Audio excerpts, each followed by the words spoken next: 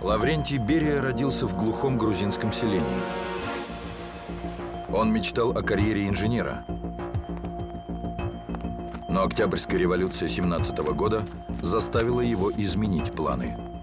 Во время учебы в механико-строительном училище он примкнул к большевикам и стал профессиональным чекистом. Партийное руководство оценило деловую хватку Берии. Он успешно подавил ряд антисоветских восстаний и быстро продвигался по службе. В 33 года Лаврентий Берия уже руководил Компартией всего Закавказья и отвечал за хозяйство огромного края. Через 6 лет по личному приглашению Сталина он переехал в Москву, чтобы возглавить наркомат внутренних дел Советского Союза. Началась Бериевская оттепель. Снизился масштаб репрессий. Многие заключенные вышли из лагерей. В рамках ГУЛАГа была создана система режимных конструкторских бюро – «Шарашек». Также Берия руководил стратегической разведкой. Он первым получал секретные донесения о том, что Гитлер планирует напасть на Советский Союз. Страна готовилась к большой войне.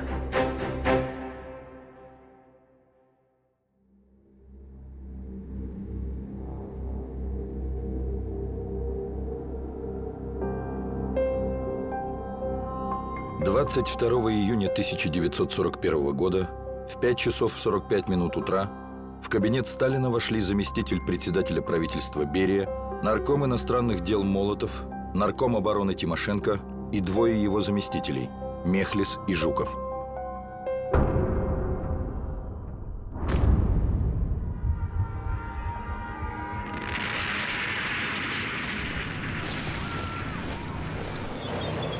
Начиналась война, которая испытает на прочность всю страну – рядовых и генералов, инженеров и крестьян, рабочих и членов правительства.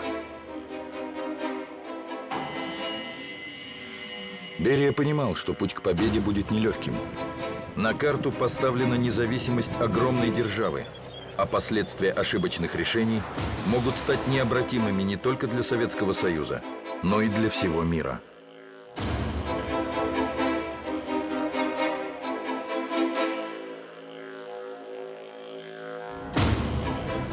В первые же дни войны сын Лаврентия Берии, 16-летний Серго, сообщил, что пойдет в армию добровольцем и подаст заявление в разведшколу.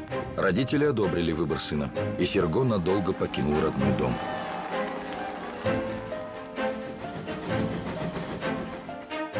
Члены советского правительства никогда не прятали своих детей от фронта. Все сыновья Сталина воевали в действующей армии. Василий был летчиком, Яков и приемный сын Артем Сергеев – артиллеристами. Летчиками были и сын Никиты Хрущева Леонид, и приемный сын Климента Ворошилова Тимур Фрунзе. Оба погибли во время войны. Серго Берия, как разведчик, участвовал в спецоперациях за линией фронта. Был награжден орденом Красной Звезды.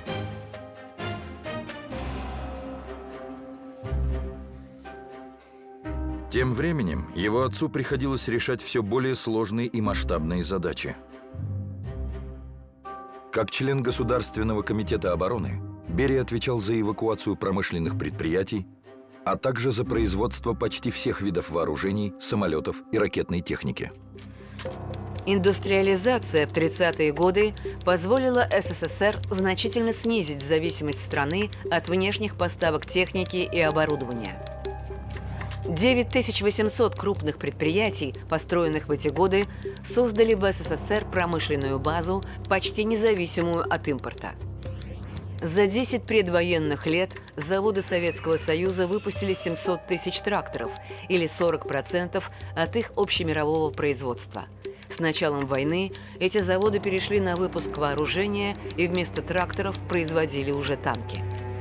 Накануне Великой Отечественной войны в СССР разрабатывались и внедрялись новые виды техники.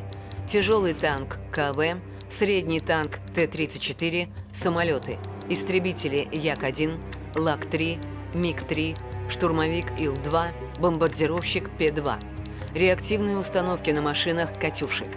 Эти разработки стали возможны после создания системы подготовки научно-технических кадров, а также конструкторских бюро и опытных цехов. В итоге всего через год после начала войны Советский Союз сравнялся по выпуску вооружений с Германией и захваченными Гитлером странами Европы, а к 1944 году уже превосходил противника в производстве военной техники. И речь шла не только о количестве. Немецкое оружие в целом в последние годы войны уступало советскому по качественным характеристикам.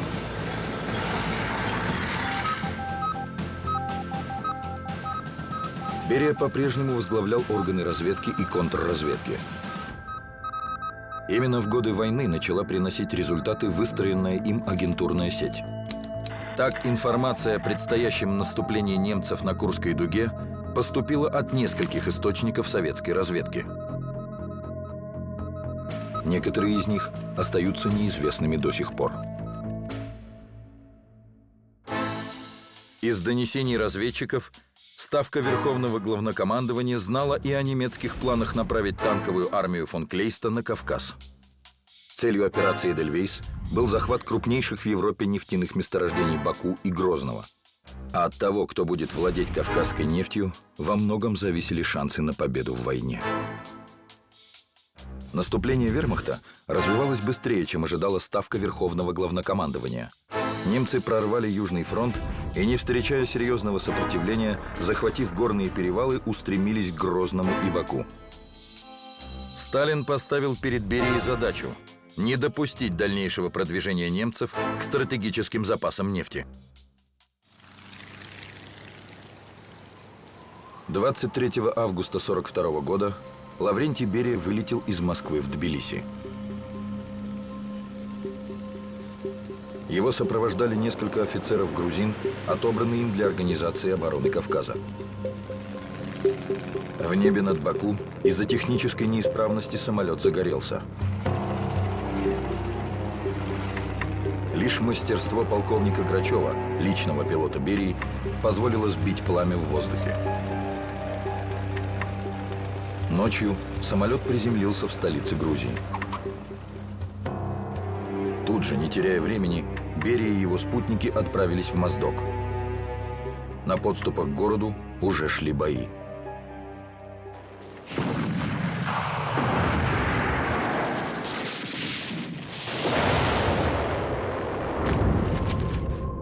Руководство обороной Кавказа Берия фактически взял на себя. Прежде всего, он произвел ряд кадровых замен, поставив во главе армии молодых и способных командиров. Распорядился о переброске на Кавказ новых воинских соединений. По приказу Берии пограничные части немедленно перекрыли горные перевалы. Мобильные горнострелковые отряды были укомплектованы профессиональными альпинистами и снабжены бесшумным оружием.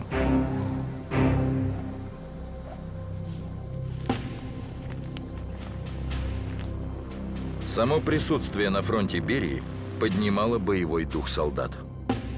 Это значило, что сдавать Кавказ руководство страны не собирается.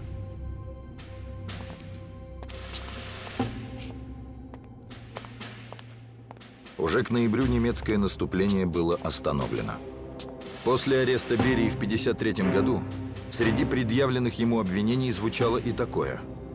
Почему осенью 1942 года он не разрешил использовать войска НКВД в боях на Кавказе?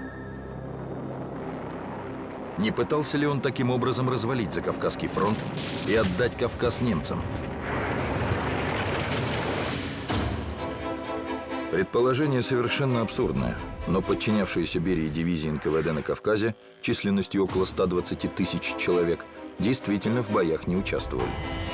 Они готовились к осуществлению другой операции, которая планировалась в обстановке строжайшей секретности.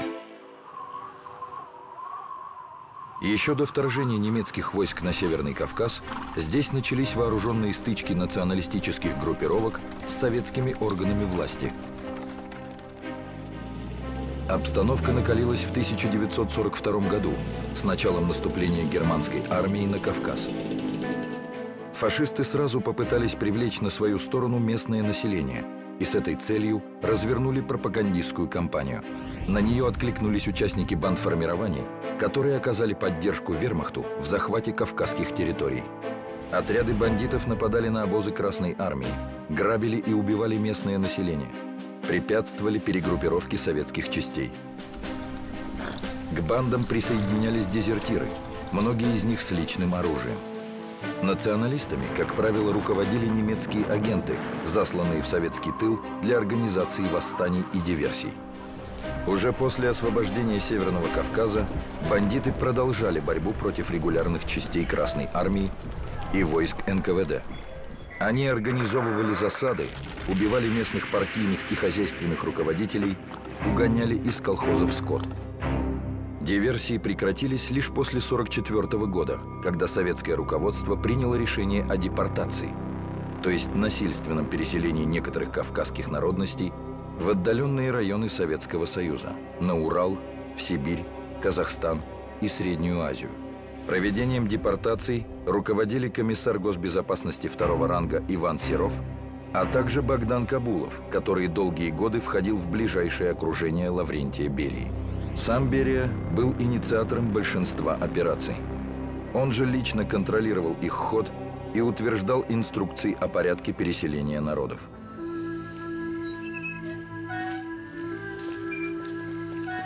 На сборы переселенцам давалось 24 часа. Хотя главной целью репрессий были бандиты и пособники врага, при этом пострадало множество невинных людей – женщин, детей, стариков. По разным данным, в годы войны были принудительно переселены представители 61 национальности.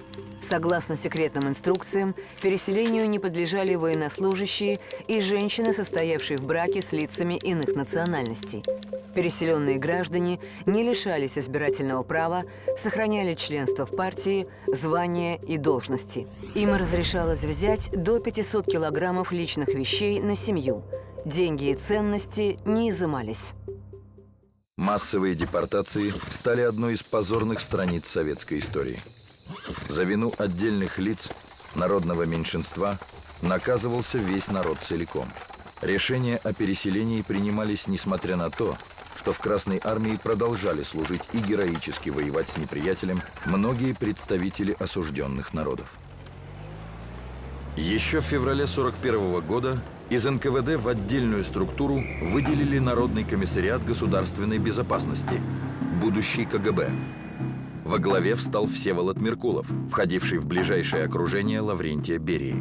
Однако рабочая нагрузка Берии от этого не снизилась. На него легла ответственность за новые направления работы НКВД, которые возникали во время войны. Берия официально отвечал за охрану советской делегации во главе со Сталиным на Тегеранской конференции в ноябре-декабре 1943 года. Он обеспечивал безопасность проезда литерного поезда из Москвы в Баку. При этом немецкие войска все еще находились на территории СССР, и в пути состав едва не попал под налет германских бомбардировщиков.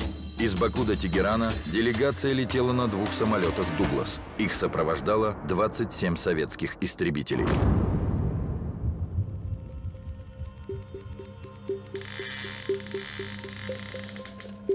Во время встречи глав союзных государств в Ялте в феврале 1945 года советская сторона была принимающей. Соответственно, расширился и круг задач, стоящих перед наркомом внутренних дел Лаврентием Берией.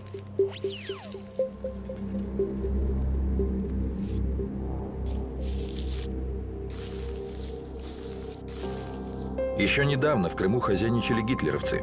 Предстояло освободить железнодорожные пути от немецких мин-ловушек, привести в готовность намеченные для использования здания, наладить работу связи, организовать охрану объектов специального назначения. Не менее сложной оказалась подготовка Потсдамской конференции, или операции «Пальма», как она называлась в советских документах. План действий был утвержден 6 июня 1945 года приказом Берии. Система мероприятий включала в себя расчистку дорог, уборку разрушенных зданий, восстановление мостов, телефонных станций, систем водоснабжения и канализации, запуск 2 электростанций и подготовку 2 аэродромов к приему самолетов всех типов. Кроме того, предстояло обнаружить и обезвредить тысячи неразорвавшихся боеприпасов. В течение месяца их ежедневно вывозили из окрестностей Берлина десятки грузовиков. За безопасность спецпоезда Сталина, прибывавшего из Москвы, отвечали 17 тысяч солдат и офицеров войск НКВД. 2 июля 1945 года Берия доложил Сталину и наркому иностранных дел Вячеславу Молотову о завершении подготовки операции «Пальма». Через 15 дней Потсдамская конференция начала свою работу. В Потсдаме президент США Гарри Труман сообщил Сталину об успешном испытании американцами ядерного оружия.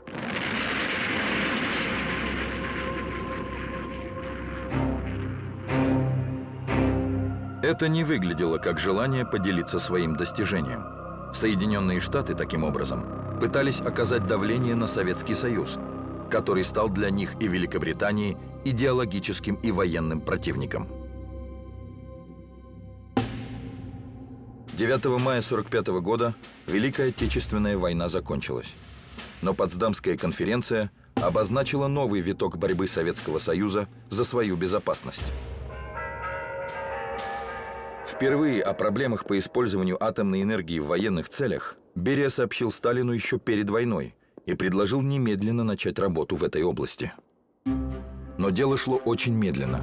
Основные ресурсы отбирал фронт. Научно-технической частью работ руководил будущий академик Игорь Курчатов. Бездействие руководства на местах и нежелание помогать приводили его в негодование. Общей координацией ядерного проекта занимались управленцы, которым не хватало ни знаний, ни готовности глубоко погрузиться в колоссальный список научных и технических проблем. Советский атомный проект еще ждал человека, который возьмет на себя ответственность за его реализацию, а мир уже стоял на пороге новой эпохи – эпохи ядерного оружия. –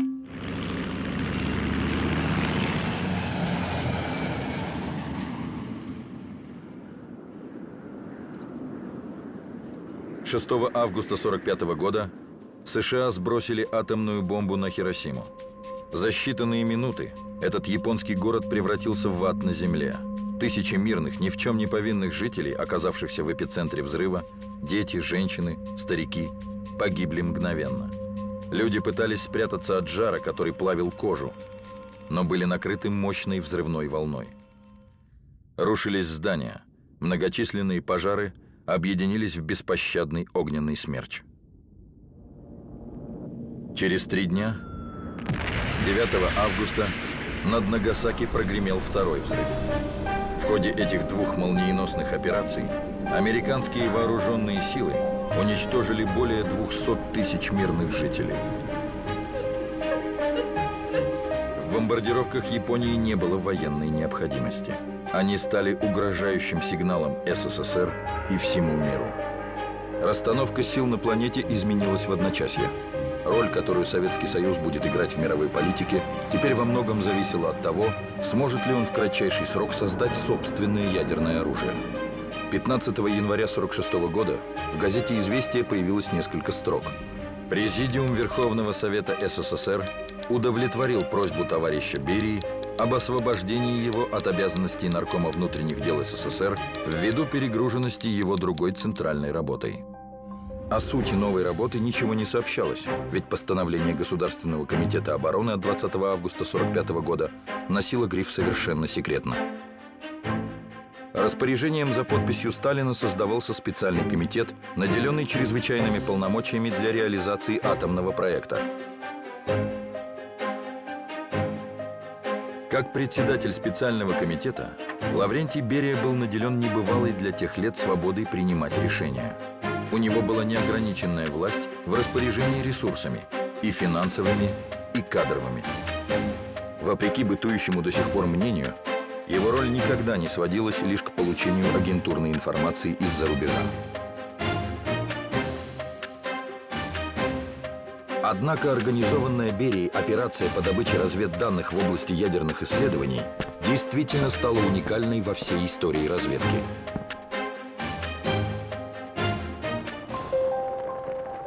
Еще в военные годы советские агенты были внедрены в научные и конструкторские центры США, где создавалось атомное оружие.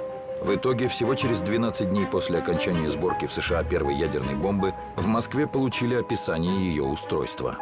Выдающиеся отечественные физики, трудившиеся над атомным проектом, Игорь Курчатов, Юлий Харитон, Исаак Кикоин, Яков Зельдович, Лев Ландау, Абрам Алиханов, Георгий Флеров и многие другие опирались на готовые зарубежные разработки, что значительно ускорило решение принципиального вопроса – конструкции атомной бомбы.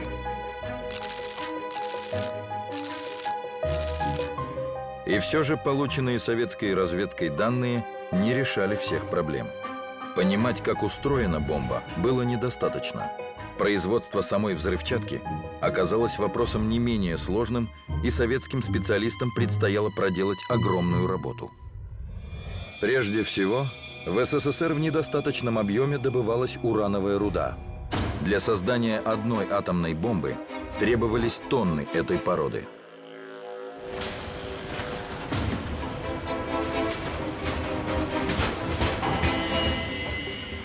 Урановые руды на месторождениях в среднем содержат не более 0,2% природного урана, который состоит из 3 изотопов.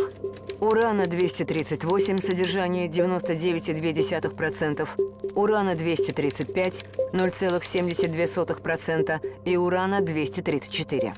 В военных целях используют уран-235, потому что в отличие от наиболее распространенного изотопа урана-238, в нем возможна самоподдерживающаяся цепная ядерная реакция. Для взрыва ядерной бомбы содержание урана-235 в ядерном заряде не должно быть ниже 80%, поэтому природный уран приходится обогащать. Для получения 1 килограмма высокообогащенного урана требуется более 219 килограммов природного урана. Первая атомная бомба на основе урана-235 была сброшена Соединенными Штатами Америки на японский город Хиросима в 1945 году. Эта бомба имела ядерный заряд из обогащенного урана-235 массой около 64 килограммов, для получения которого было использовано более 14 тонн природного урана. В 1 тонне урановой руды содержится порядка 2 килограммов необогащенного урана. Чтобы получить 1 тонну этого металла, необходимо добыть и переработать не менее 500 тонн руды. К августу 1945 года разведанные запасы урана в СССР оценивались всего в 300 тонн. Нехватку отечественного урана поначалу удалось компенсировать трофейным немецким сырьем, а также продукцией урановых предприятий стран Восточной Европы, с которыми СССР заключил соглашение. Однако этих объемов не хватало. Берии пришлось вплотную заняться вопросами геологии. Профессор Михаил Альтгаузен, тогда руководитель спецсектора номер 6 Всесоюзного института минерального сырья, вспоминал: Берия был тактичен и внимателен. Совещание началось часов в 12 ночи, а закончилось к 6 утра. Нам ни в чем не было отказа. Рабочая сила появлялась по первому требованию. Продукты и снаряжение выдавались вне очереди. Командировочные, например, нам платили в 4 раза больше, чем другим геологам. Уже к 1948 году в разведке месторождений и добыче урана было занято более 600 тысяч человек.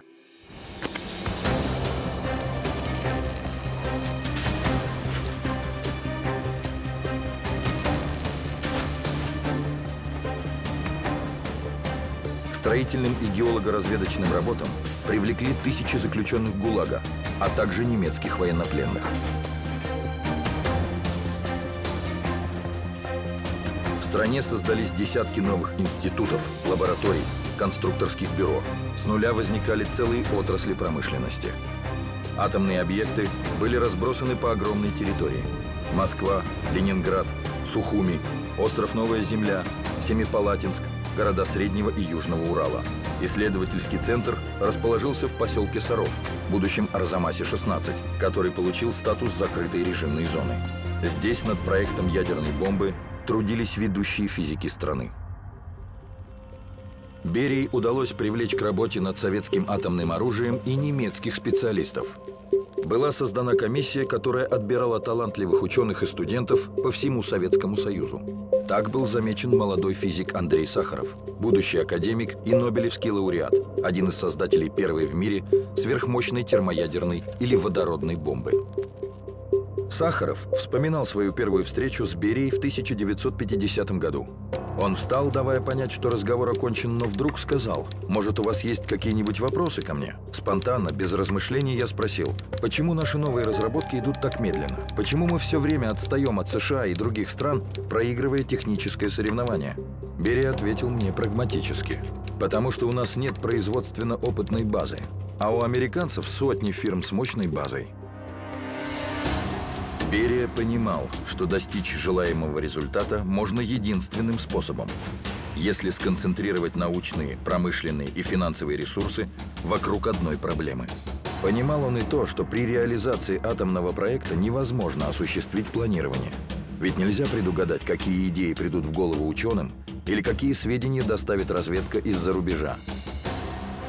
Так Берия разрешил выполнять строительно-монтажные работы без утверждения смет и проектов, производить оплату по фактическим затратам и вести финансирование строительства, а также распорядился выделять на премии сотрудникам 1,5–2% от расходов. Многотомную документацию по атомному проекту Берия прорабатывал досконально, с карандашом в руках. Подчиненные знали, что скрыть от него промахи и просчеты было невозможно. Из воспоминаний разведчика Судоплатова. Вначале у людей превалировал страх, но постепенно у работавших с ним несколько лет чувство страха исчезало, и приходила уверенность, что Берия будет поддерживать их, если они успешно выполняют важнейшие народно-хозяйственные задачи. Берия часто поощрял в интересах дела свободу действий крупных хозяйственников в решении сложных вопросов.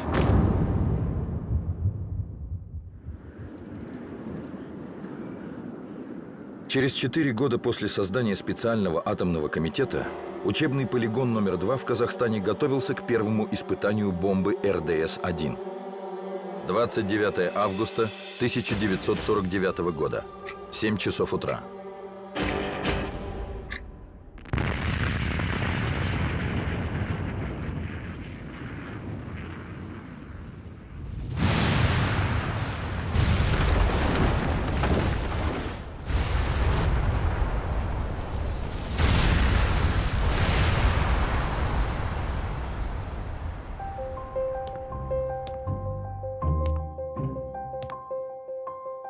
К моменту взрыва под Семипалатинском из донесений разведки уже было известно, что американцы работают над созданием бактериологического оружия.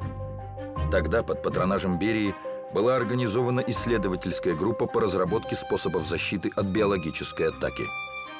В нее входил будущий главный государственный санитарный врач СССР Петр Бургасов. Из воспоминаний Бургасова. Когда мы приходили к нему в кабинет, он доставал большой блокнот. Он не любил никаких вступлений и различных разговоров. И когда мы ему докладывали, он в это время рисовал что-то в своем блокноте. Я вначале не понимал, в чем дело. Но у человека была такая манера, чтобы сосредоточиться, изображать что-то у себя в блокноте. Другой важной государственной задачей стало создание систем противовоздушной обороны и ракетного оружия. Советское ракетостроение рождалось под непосредственным контролем Берии. Так закладывалась основа для освоения космоса. Сергей Королев еще в 1946 году был назначен главным конструктором особого конструкторского бюро ОКБ-1, которое занималось разработкой баллистических и геофизических ракет. Первый запуск ракеты с собаками на борту состоялся 22 июля 1951 года, за 8 лет до легендарного полета «Белки и стрелки».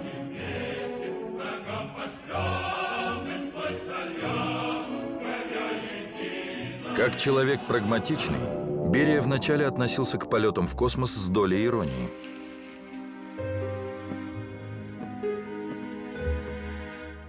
Когда Королев доложил ему об успешном запуске собак в космос, Берия переспросил: «Так уж и в космос». Королев с улыбкой ответил: «А 90 километров – это уже космос, товарищ Берия».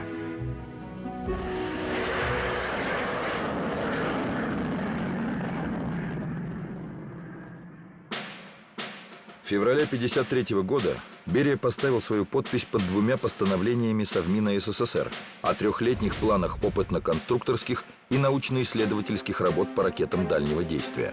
Закладывался мощный фундамент для создания будущих межконтинентальных и космических ракет. Появятся Р-7, разработанная Сергеем Королевым, ракеты «Буря» Семена Лавочкина и «Буран» Владимира Месищева. Берия отвечал не только за науку. Он не забыл и о своем юношеском увлечении архитектурой. Знаменитые сталинские высотки в Москве по праву можно назвать бериевскими, поскольку именно Лаврентий Берия отвечал за план переустройства столицы.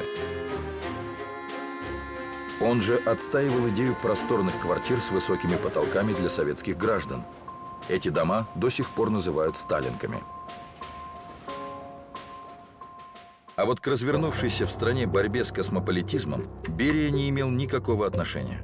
Политическая кампания была направлена против советской интеллигенции и носила выраженный антисемитский характер. После смерти Сталина именно Берия первым выдвинул предложение прекратить дело врачей и реабилитировать осужденных по делу еврейского антифашистского комитета. Дело врачей начала 50-х годов 20 века. В материалах следствия дело о сионистском заговоре в МГБ. Уголовное производство против группы видных врачей, сотрудников лечебно-санитарного управления Кремля, обвиняемых в заговоре и убийстве ряда советских лидеров. Дело врачей-отравителей связали с заявлением кардиолога Лидии Тимошук от 1948 года о неправильном лечении члена Политбюро Андрея Жданова, приведшем к смерти пациента.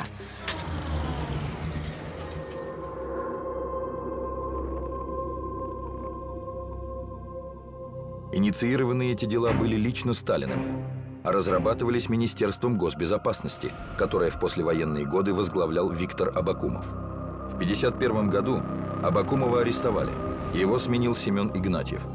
Отношения у Берии с обоими были, мягко говоря, натянутыми. Особенно Берию раздражало то, что Игнатьев довел разведку до удручающего состояния. Засилье непрофессионалов приводило к массовым провалам, разоблачению агентуры и появлению перебежчиков.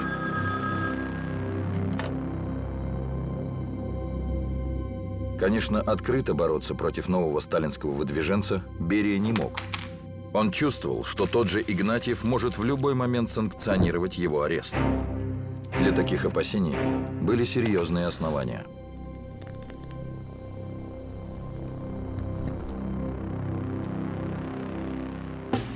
В ноябре 1951 года в Грузии арестовали ряд руководителей. Все они ранее входили в близкий круг Берии. Как и он, были мингрелами. Их обвинили в национализме и ориентации на Турцию, но явной целью мингрельского дела был Лаврентий Берия. Сталин давал понять своему соратнику: несмотря на все его заслуги и успехи, от него в любой момент можно легко избавиться. Незаменимых в стране нет. Тем, кто, как Берия, почувствовал себя незаменимым, следовало, по мысли Сталина, указать на место. Но тогда Берия остался на свободе.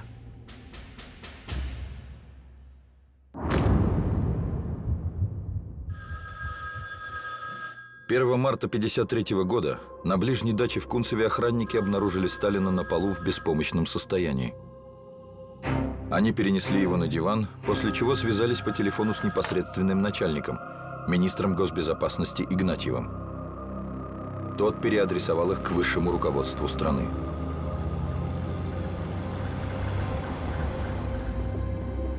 Ночью 4 самых приближенных к вождю руководителей партии и правительства – Берия, Маленков, Хрущев и Булганин – собрались на даче Сталина, чтобы оценить ситуацию. Потревожить самого Сталина не решились. По сообщению охраны, он спал. О том, чтобы пригласить врачей, речь не шла. В сталинском понимании они были убийцами. И рисковать никто из его окружения не хотел. На следующий день охрана, боясь обвинений в бездействии, снова позвонила наверх. Только тогда бюро Президиума ЦК приняло коллективное решение вызвать к Сталину врачей. Те поставили диагноз кровоизлияние в мозг. 4 марта в газетах появилось первое официальное сообщение о болезни Сталина. Это означало, что надежд на выздоровление нет. В тот же день Берия и Маленков подготовили предложение о новом составе высшего руководства страны. Через день они были единогласно приняты на пленуме ЦК, который состоялся в Большом Кремлевском дворце. Сталинские последователи создавали систему власти, в которой никто не мог бы претендовать на роль безусловного лидера. Руководство аппаратом ЦК партии было поручено Хрущеву. Председателем Совета министров, то есть главой правительства, стал Маленков. Одним из его первых заместителей – Берия. Он же становился и министром внутренних дел. Сталин лишался руководящих постов, но был формально включен в состав нового президиума ЦК. 5 марта 1953 года в 21 час 50 минут после мучительной агонии он скончался. Ушел от нас человек, самый близкий и родной всем советским людям, миллионам трудящихся всего мира. Позднее появилась версия о том, что Берия подготовил заговор, в ходе которого Сталина отравили. Но для нее нет серьезных оснований. Более того, Берия к тому моменту не имел реальных рычагов для осуществления такой операции.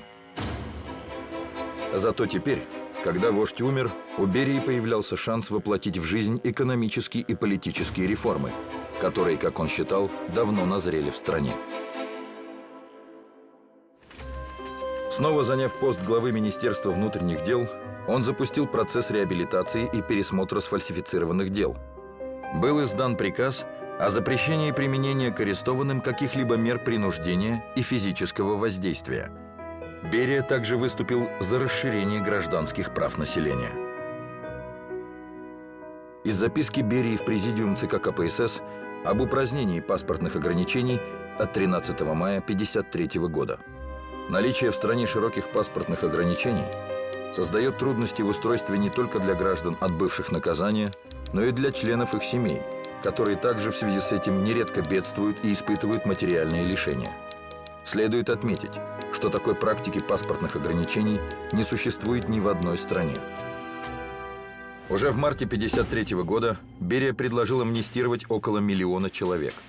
Под амнистию попадало несколько категорий заключенных, в том числе осужденные на срок до 5 лет, женщины, имеющие малолетних детей, беременные, несовершеннолетние, престарелые и страдающие тяжелыми неизлечимыми недугами.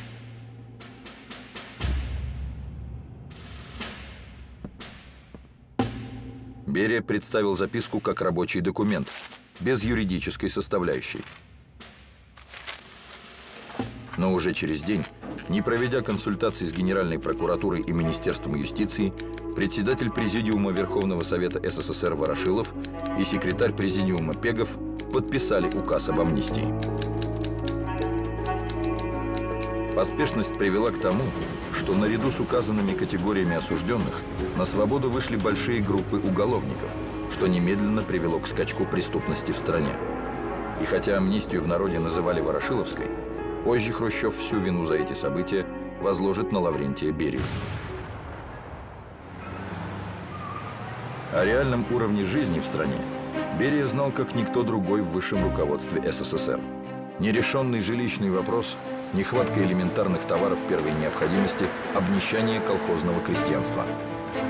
Берия выступал за сокращение расходов на военные нужды и замораживание дорогостоящих строек.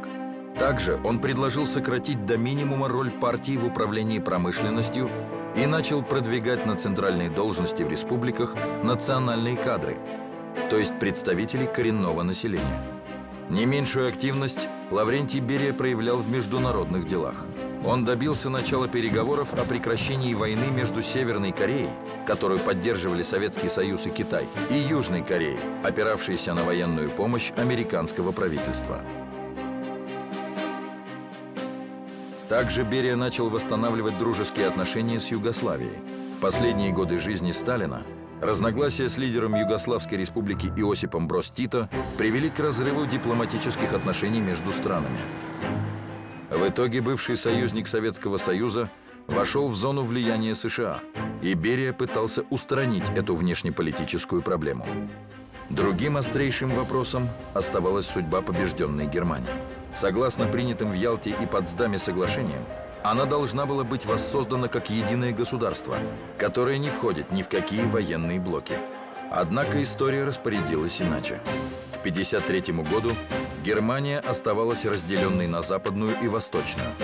Берия был самым убежденным сторонником скорейшего объединения страны. Только этот шаг, по его мнению, мог привести к разрядке отношений между Советским Союзом и капиталистическими странами. В соответствии с решениями Ялтинской конференции, часть территории Германии после Второй мировой войны вошла в сферу влияния СССР и была оккупирована советскими войсками. Эти территории включали в себя восточные земли – Мекленбург, Верхнюю Померанию, Бранденбург, Саксонию-Анхальт, Саксонию, Тюрингию и часть Берлина.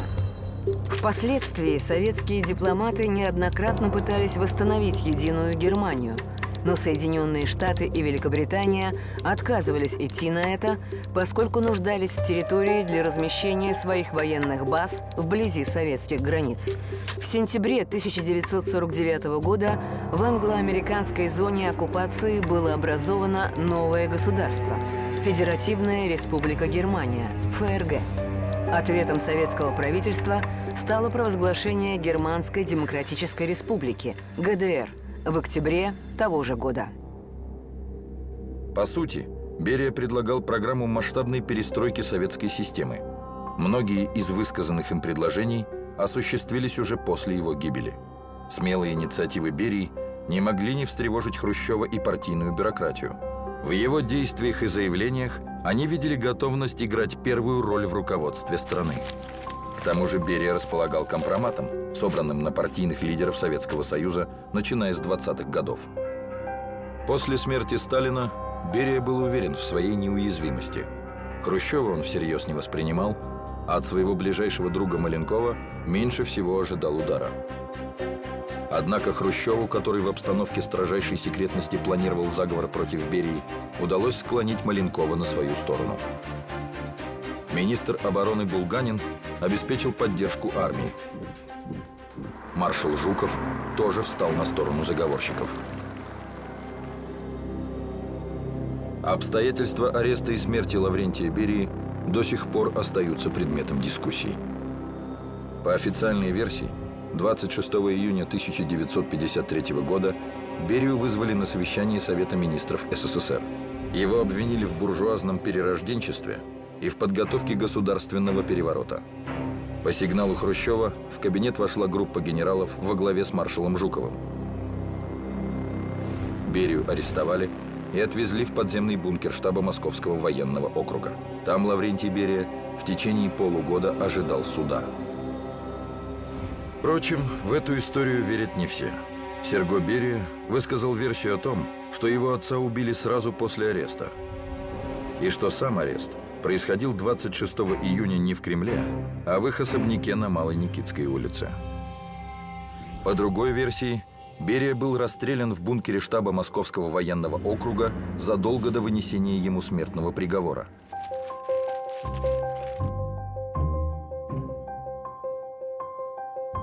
Действительно, в деле Берии много странностей и нестыковок.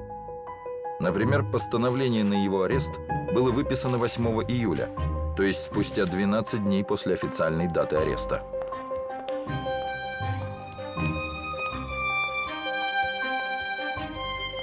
В материалах дела отсутствуют фотографии и отпечатки пальцев Берии, что было совершенно недопустимо в советском делопроизводстве. Нет ни одного протокола очных ставок, нет ни одной подписи самого Берии на документах. Свидетели утверждают, что из бункера, где якобы находился арестованный, в помещение для допроса выводили человека с лицом, завязанным полотенцем, в шляпе Берии. Многие из тех, кто 23 декабря 1953 года присутствовал на суде над Лаврентием Берией, утверждали, что живого они его там не видели. На том процессе Берия, или его двойник, обвинялся в шпионаже в пользу Великобритании, попытке государственного переворота и других преступлениях. Но еще задолго до решения суда на посвященном Берии пленуме ЦК Хрущев определил его в авантюристы и большие интриганы. Припомнил его работу на муссаватистскую контрразведку, а затем заявил: ловкость, нахальство и наглость – это основные качества Берии. Первому секретарю Компартии вторили советские газеты. Передовицы с призывами уничтожить преступную шайку Берии явственно напоминали о сталинских процессах. Печать распространила информацию, которая взбудоражила умы советских граждан, о том, что Берия насиловал женщин, не пренебрегая несовершеннолетними девочками. По слухам, их отлавливали на московских улицах сотрудники НКВД и привозили к министру на дом. Именно обвинения в моральном разложении оказались в народной памяти самыми живучими. Да, слабый пол Берия действительно любил. Однако многие свидетельства говорят о том, что эти встречи происходили по взаимному согласию. В обязанности начальника секретариата Берии Рафаэля Саркисова входило ведение списка женщин, посещавших его начальника. В единственном сохранившемся списке значилось 39 фамилий. На следующий день после сообщения об аресте Лаврентия Берии в прокуратуру поступило заявление от некой Валентины Дроздовой. Она утверждала, что 4 годами ранее в возрасте 16 лет была изнасилована Берией и жила с ним под угрозой физической расправы. Как выяснилось позже, Дроздова долгие годы была любовницей Берии. У них родилась дочь, а заявление она написала из страха, что у нее могут забрать девочку, отца которой объявили государственным преступником. Суд не стал вдаваться в детали. Обвинение в растлении малолетних в отношении Лаврентия Берии считалось доказанным. Что же касается Нино Берии, то она давно знала о похождениях мужа. Еще в начале 40-х годов супруги отдалились друг от друга, но решили поддерживать видимость брака для окружающих. После ареста Берии Нино Теймуразовну вместе с сыном Серго заключили в Лефортовскую тюрьму. Ни она, ни сын не дали показаний против родного человека. Не согласились свидетельствовать против Берии и его ближайшие соратники, которые также были арестованы. 24 декабря 1953 года газета «Правда» опубликовала материал об уголовном деле по обвинению Берии и других. В сообщении перечислялись преступления Берии и еще 6 обвиняемых и объявлялось о вынесении приговора – расстрел. Жирным шрифтом было напечатано: «Приговор приведен в исполнение». Точное место захоронения Берии неизвестно до сих пор. Официально считается, что его прах захоронен в одной из общих могил на Новом Донском кладбище. Однако справка о кремации тела отсутствует. В 1952 году вышел 5-й том Большой советской энциклопедии, в котором была статья о Берии с его портретом. В 1954 году подписчики Большой советской энциклопедии неожиданно получили письма от редакции, где им настоятельно рекомендовали ножницами или бритвой вырезать страницы, посвященные Берии, и вклеить другие, присланные в том же письме. Во времена хрущевской оттепели в печати и литературе произошла демонизация образа Берии. На него, как на главного инициатора, возлагали вину за все массовые репрессии. Он стал фигурой, на которую повесили грехи сталинской эпохи. В мае 2002 года военная коллегия Верховного суда Российской Федерации окончательно признала Лаврентия Берию лицом, не подлежащим реабилитации. Причастность к массовым репрессиям и организации депортации народов перевесила все, что Берия сделал для страны: обеспечение обороноспособности в военные и послевоенные годы, организацию масштабных работ по созданию атомной бомбы, бактериологического оружия и ракетно-космических войск, без которых Советский Союз не смог бы установить военный паритет с Соединенными Штатами. Были забыты и смягчение режима в ГУЛАГе, и первые реабилитации несправедливо осужденных, и попытки демократизировать систему после смерти Сталина. Воображению последующих поколений рисовался мстительный тиран, утопающий в крови своих врагов. Правда в том, что Берия, как, впрочем, и все государственные руководители того времени, невысоко ценил человеческие жизни. Сожалел ли он о погубленных при его участии жертвах режима? Или шагал вперед, не задумываясь? Этого мы никогда не узнаем.